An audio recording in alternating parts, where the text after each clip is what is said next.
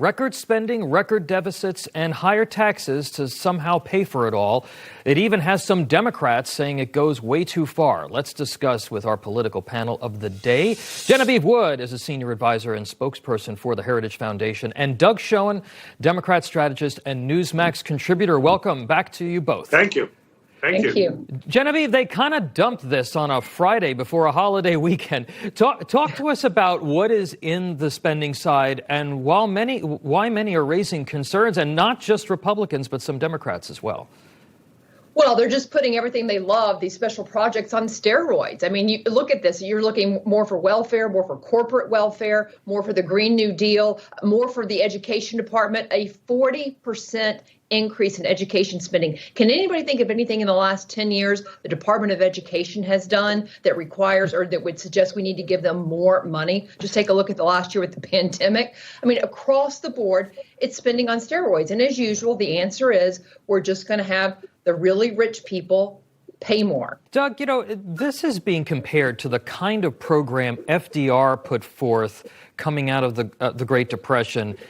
Since the late 1960s, we've spent well over $20 trillion on welfare and social programming, supposedly to combat income inequality and other issues. By any objective measure, it hasn't worked. Why should any American think that expanding these programs, adding more of them, is going to work this time? Well, I think, Tom, this goes beyond just social welfare. I think this is an attempt to fundamentally transform the nature and extent of our society, to go from free market capitalism with a social safety net to effective redistribution and placate the left, the so-called democratic socialist left of AOC and Bernie Sanders. And I think that this is the starting point in a negotiation. This budget is not going to be put into effect.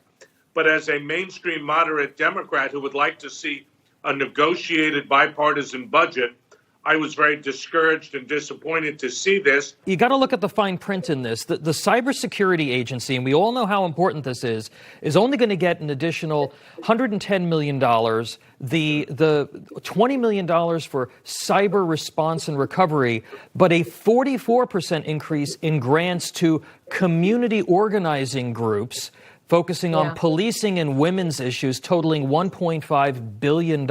These are just giveaways to leftist organizations. Your thoughts on that? They absolutely are. You're right. And look, the number one responsibility of the federal government is to defend the country. And yet the reduction in defense spending, the reduction in cybersecurity, as you just mentioned, here's the reality. This is about centralizing power in Washington, taking it away from the individual states and individual people, and not doing what the government should be doing, which is truly defending the country. Doug, I know I keep on putting you in a rough spot here, but the president keeps on saying that we've got to do all of these things because it's going to make us more competitive with China. This almost doubles the capital gains tax.